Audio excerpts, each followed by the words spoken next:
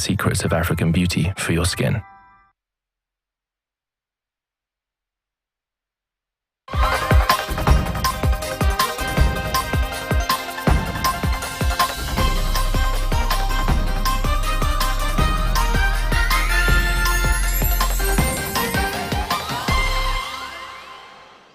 Welcome back. To the corridors of justice, the mother of missing security analyst Mwendwa Mbijewe has given an emotional appeal, saying she still believes her son is still alive. Jane Gatwiri, accompanied by her lawyer Evans Ondieki, recounted her long wait for answers, insisting that the state is responsible for her son's disappearance, who disappeared in what is believed to have been an abduction.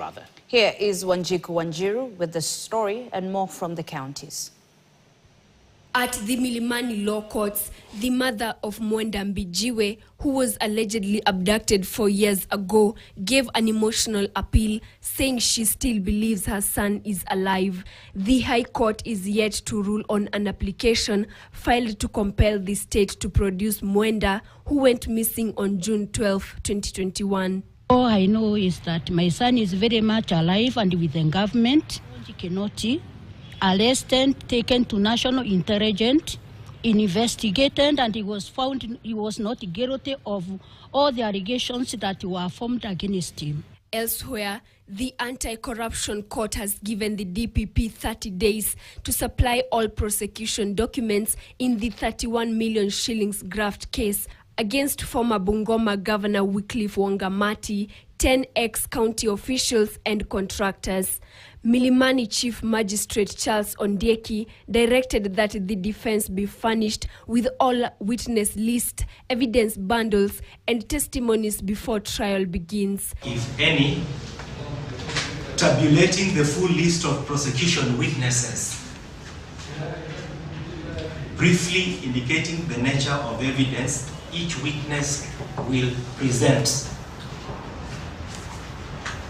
and the approximate time each witness is likely to take in examination in chief. On to politics now, and businessman Jimmy Wanjigi has officially taken over the leadership of the Safina Party, succeeding its founder Paul Mwite. At a delegates conference in Nairobi, Mwite handed over the mantle after nearly 3 decades at the helm, urging the new leadership to confront voter suppression, corruption, and abuse of power. Alongside Wanjigi, lawyer Willis Otieno was unveiled as the deputy leader, with the duo pledging to carry forward Safina's reformist legacy. The denial of ID cards, without which you cannot register as a voter, is a major issue from what I'm hearing. Take it up. Elsewhere, the Democratic Action Party of Kenya has handed over Seth Panyako as a direct ticket to contest the Malava parliamentary seat. Party leader Eugene Wamalwa made the announcement, saying a scientific poll placed Panyako well ahead of 15 other aspirants, including 5 from the ruling UDA. And we want, as the DAP Kenya Party, to give you not just one of the best, but the very best that you will have amongst those who run.